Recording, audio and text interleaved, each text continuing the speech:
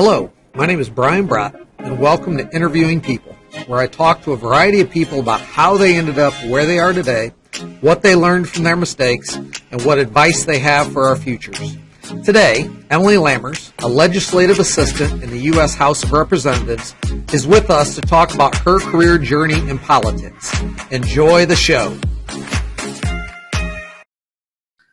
Welcome to today's edition of Interviewing People, where we have Emily Lammers, a graduate in 2013 from Van Buren, and she is now a legislative assistant in the U.S. House of Representatives. So she's going to be talking to us about her experience and how she ended up where she is today, what she's learned along the way, and I'd also love to hear where she wants to go from here. So, Emily, thank you very much for joining us today. And I'd love to hear what a legislative assistant in the U.S. House of Representatives does. Yeah, thanks for having me. So as a legislative assistant in the House of Representatives, I oversee or manage specific issue areas for the congressman. So I'm fortunate enough to work for Congressman Latta. He represents Northwest Ohio, including Van Buren. And I handle various issues for him. So that, for example, I oversee the agriculture portfolio. And through that, I'm basically, in theory, think of it as becoming like an agriculture expert. So any issues that might become before Congress related to agriculture need to be up to speed on so that I can brief the congressman. There's just so many different issue areas. Like, for example, we have a staffer in our office that just oversees healthcare. And during a pandemic, he's very busy. But there's just so much to read. If there's any bills that are coming before the House of Representatives related to agriculture, or any of the different issue areas, I read the whole bill, summarize it so that the congressman can make a decision on how he would like to vote on the bill. And then also another big part is that there's constituents, residents of Northwest Ohio that have maybe various issues related to the federal government, issues that they could have with their Medicare payments or with veterans issues, or even farmers that have issues with their crop insurance.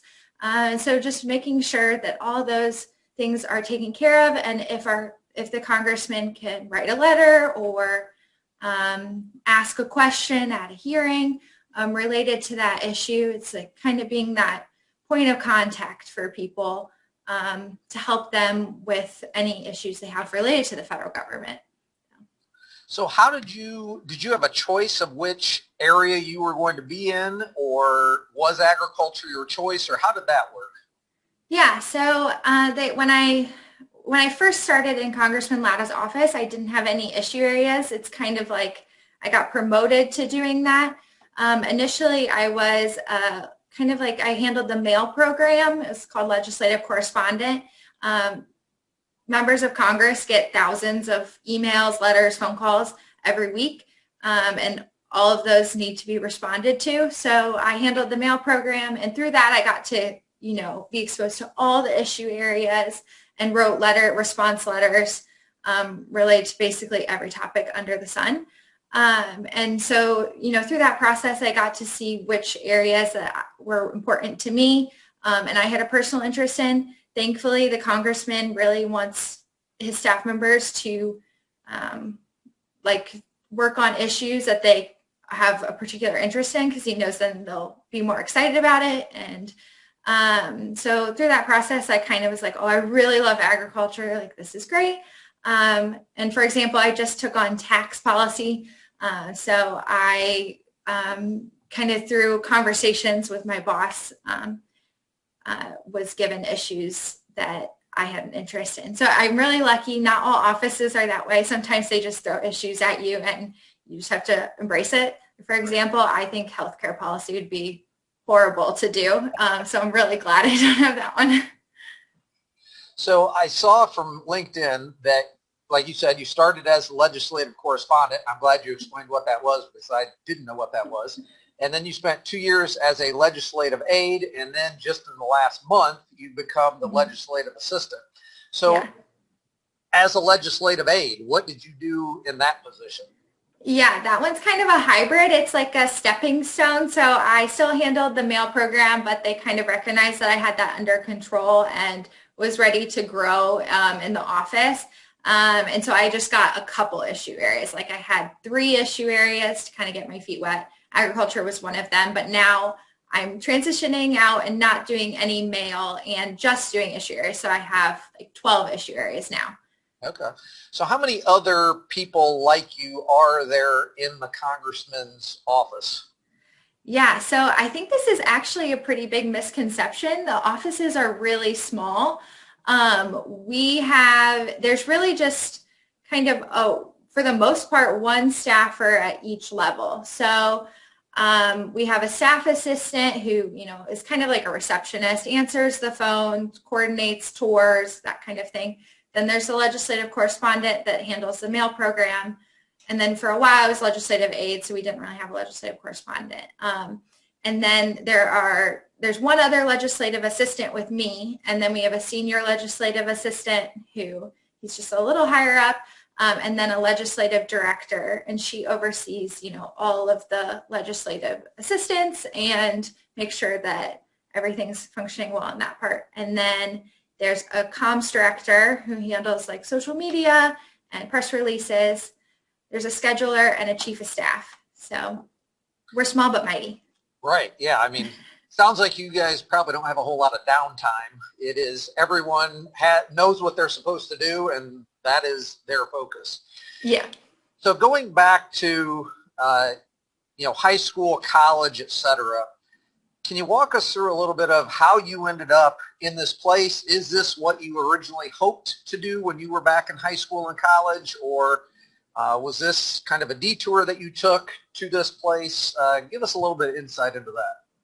Yeah, so if you would have asked me when I was still at Van Buren what I wanted to do, I would have not told you what I'm doing today. So I definitely saw myself working for like a business. I always thought it'd be so cool to work for Marathon. And I was like, I'll go to business school. Didn't really know what that job was, but that's what I envisioned myself doing. So I applied to a bunch of different colleges, and my top 2 were the University of Dayton and Miami University. And I was kind of concerned I wasn't going to get into Miami University because of my ACT score. But I did get in, and I was so excited because that was really my top choice. But given my ACT score, I didn't get into the business school. But I decided to take the chance anyway. They had an option that if you took like certain math classes your freshman year, and you scored well enough, you could apply to the business school after your first year. And so that was my plan. But the math classes did not go well. So I had to pivot. And really, it was great because the freshman year you can take like a broad range of classes, intro classes. And I took an intro to political science class. And I'd always been interested in government politics, but I thought of it as more like a hobby. And so when I was really thinking about what I wanted to do, I was like, well, I could, make this a career. So I ended up majoring in political science. And then Miami has a program, it's called Strategic Communications, or like a major, that I added onto it. So I did a double major, and that really, I added that just to kind of keep my options open, because with that degree, it's basically a public relations degree. So I knew I could go work in a public relations department at a company if like maybe I didn't actually end up wanting to work in politics. Okay. So I see that you had an internship at the House of Representatives. Was that something Miami helped you set up, or is that something that you set up on your own, or how did that work? Yeah, so I knew I needed an internship between my junior and senior year. And so I kind of was throwing a wide net. Like I was open to interning at a company like in a public relations department. But I really kind of was like, I really think I would like to live in Washington, D.C. after I graduate. And so I worked with one of my professors worked on Capitol Hill. And he like really encouraged me. He said that it would be a great experience. And so I was like, oh, this would be a good time to give it a try before I, move out there after graduation. So I applied to probably like 30 different congressional internships. You can just like most of the members have it just like right on their website. So I made sure I got my resume up to date and everything, and then applied. And thankfully, like it's really helpful. I really went to work for an Ohio member or intern for an Ohio member just because that's where I grew up and that's what I was familiar with. And so I interned for Congressman Latta. And then I also interned for Congressman Steve Shabbat. The internships were like half the summer each. And absolutely loved it. I was like, I'm coming back here for sure after graduation. But it's really hard to get a full-time job on Capitol Hill. They don't post their job postings publicly. You just have to hear about them. So I was like really nervous about what I was going to do after graduation. So my senior year, I started applying to just jobs in DC that were publicly posted, and ended up getting a job not on Capitol Hill, but it allowed me to move out there with a paycheck and stuff and meet people and all of that while I was still looking for a job on the Hill. Okay. So I'd love to hear then the what happened once you had that non-Capitol Hill job out in DC, and what happened that led to you getting the job on Capitol Hill. But I'd also love to know the role that relationships played in that, and the relationships that you built during your internship.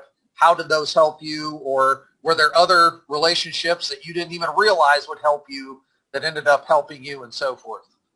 Yeah, so relationships are so important. So I, made sure to really kind of get to know the people in the offices that I was interning in, meeting other interns, kind of figuring out like how the hierarchy worked on the Hill, what different members like interest areas were in, all of that stuff. So when I went back to college after my internship, I kept in touch with, a couple of those people via email, asked for any advice they have about my upcoming graduation and moving back out to DC. And so that was really vital so that they didn't just forget about me. And it was like, oh, who was that intern 2 years ago? I was working in the shop. It was an okay job. Like, I think it was really kind of hard for me to swallow taking my first job out of college, and it wasn't something I really wanted to do, but it turned out to get me to where I wanted to go. So I think that was an important life lesson, that it's okay to do something for a short amount of time. So I was just out at DC has pre-COVID congressional reception. So it's like maybe the Beef Producers of America will host a reception, and people in politics can go socialize, learn about beef production, whatever. So I was at one of those, and I ran into one of the staffers from Congressman Latta's office, and she told me that she had just put in her 2 weeks notice. And I was like, oh, well, have they hired anybody to fill the role? And she said, no, they're looking for someone. Are you looking for a job? And I was like, yes, I am. So I the next day sent over my resume, and within 2 weeks I was on staff. So it worked out really serendipitously. And I think it really helped that she remembered me, knew I was a good intern, and I had kind of kept in touch with her to end up getting the job. So yeah. So networking and relationships, I think definitely really important. One other thing I saw on your LinkedIn profile is it talked about you were part of the Americans Abroad International Study Program. We've talked a little bit in our class about, students maybe taking a gap year, either after high school, after college, during college, et cetera. And obviously this wasn't a gap year, but what was it like traveling abroad? How did you learn about this study program, et cetera? Yeah, so Miami University really emphasizes study abroad. So it's I think 50% of students end up doing some kind of international study program. or you have to take like a bunch more classes. So it's a really nice out from that. But I did that between my sophomore and junior year because I still at that point didn't really know what I wanted to do. I knew I didn't want to give up a whole semester. So it was a perfect like summer experience. And it was great. I studied abroad. It was half the summer in London and half the summer in Paris. It was really great to get exposed to a lot of different cultures and meet a lot of different people, different backgrounds. I would say it was a really big growing year for me to, leave my parents and go to a different country with a group of people I didn't know. So it was great. How big was the group that you were with? I would say it was like 30 Miami students. Okay. Yeah. Very cool.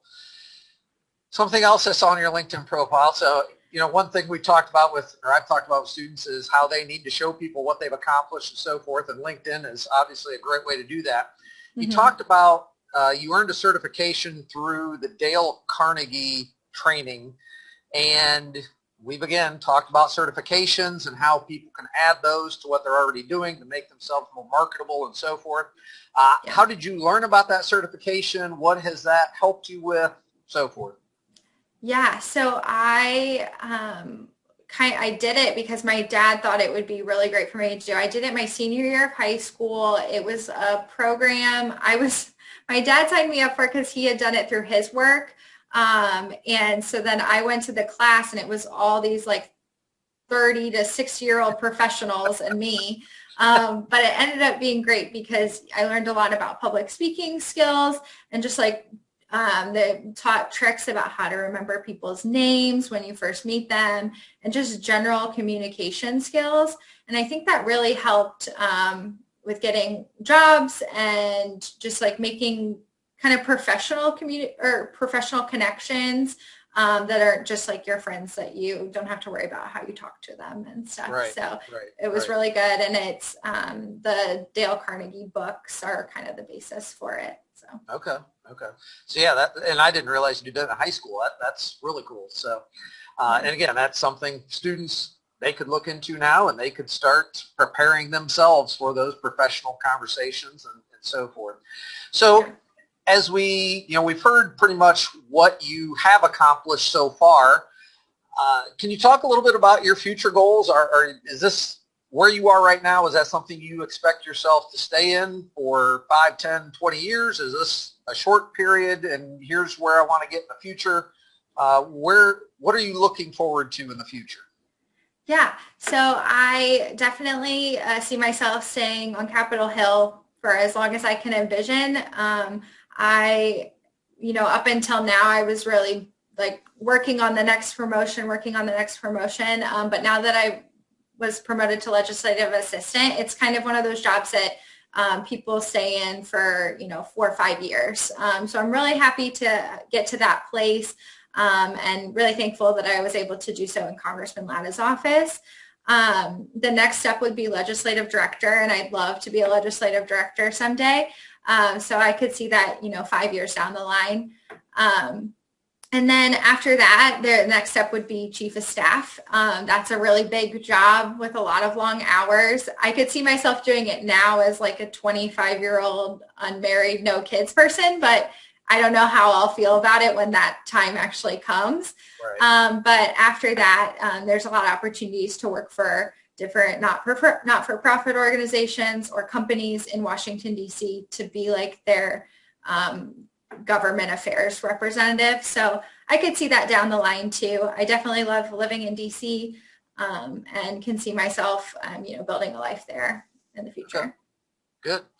So yeah, sounds like you have definitely some goals and looking ahead to the future. So obviously to get to where you are right now, things haven't always gone perfectly. And that's something we've talked about in class, that we will run into roadblocks, we will have struggles, so forth. Is there anything you can think of that was either a roadblock to where you are today, or maybe even an outright failure that you learned from, and because of that, it motivated you to get to where you are, or, it didn't stop you. You took something that was negative and turned it into a positive. Can you think of anything like that from your experience? Yeah, I mean, I would definitely say that, not getting into my university's business school really forced me to pivot and think about what I wanted to do, where I could go from here. I mean, I definitely could have, transferred to another university and done the business school route, but that's not what I loved. Miami. I loved my friends. I loved where, I thought I was getting a good education there. So it really forced me to reevaluate. And I mean, I think it worked out great. I'm so glad it happened that way. I don't know where I'd be otherwise. Right. And then also just, moving to a new city is really scary, especially, I went to school in Ohio. I grew up in Ohio. Ohio folks are great folks. And so moving somewhere different, it was definitely scary. Didn't know anyone really well anyway. Lived on by myself in a tiny studio apartment. It was definitely a big learning curve, and I could have easily given up and moved back home to Ohio to a safe job that would have been where I was really comfortable. Right. But I'm glad that's not what I did. Yeah. So probably a little different riding the metro. Yes. Get around and not hopping in your car and so forth. Mm-hmm. So another thing we've talked about is branding in class, and how we can show the world what we're capable of doing, what interests us, etc. Is that something that you think about either now or you thought about in the past as you,